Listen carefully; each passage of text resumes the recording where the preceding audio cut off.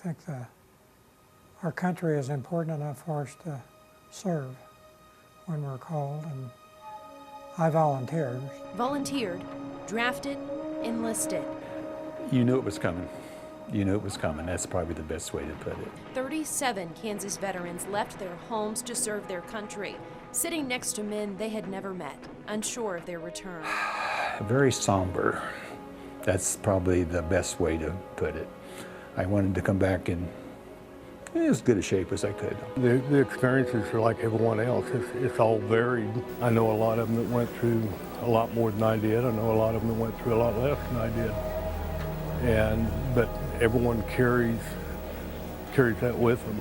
Those memories revisited on Kansas Honor Flight Day 2.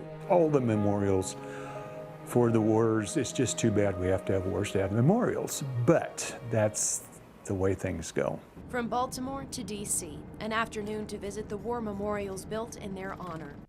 Starting with a World War II memorial, remembering family, friends, and fathers who served before them. Then making their way to the Korean War Memorial.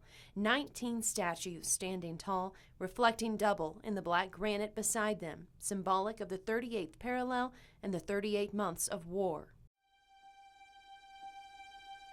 Finally, a stop at a black granite wall etched with more than 58,000 names of Americans who sacrificed their lives while serving our country. You wouldn't think a piece of granite and that would make you that emotional, but it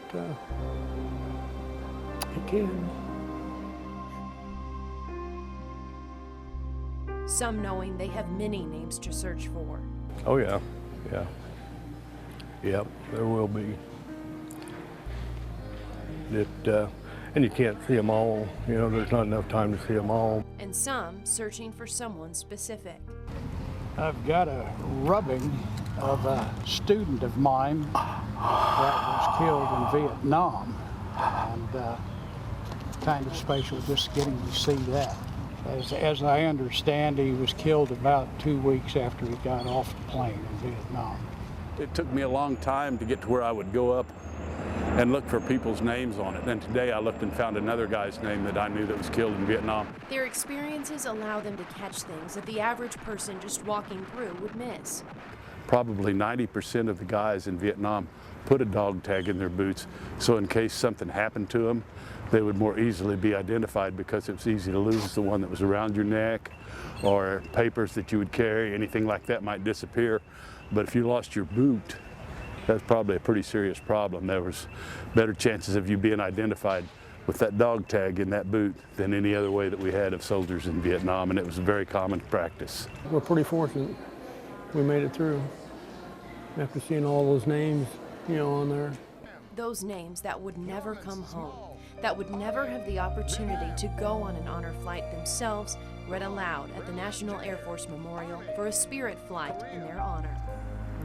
Hank Renolette, Navy, Korea. Ronald Martin, Army, Korea. Ken Martin. Then to a tribute for the names we don't know. 4 veterans laying a wreath at the tomb of the unknown soldier. Reset! Honor!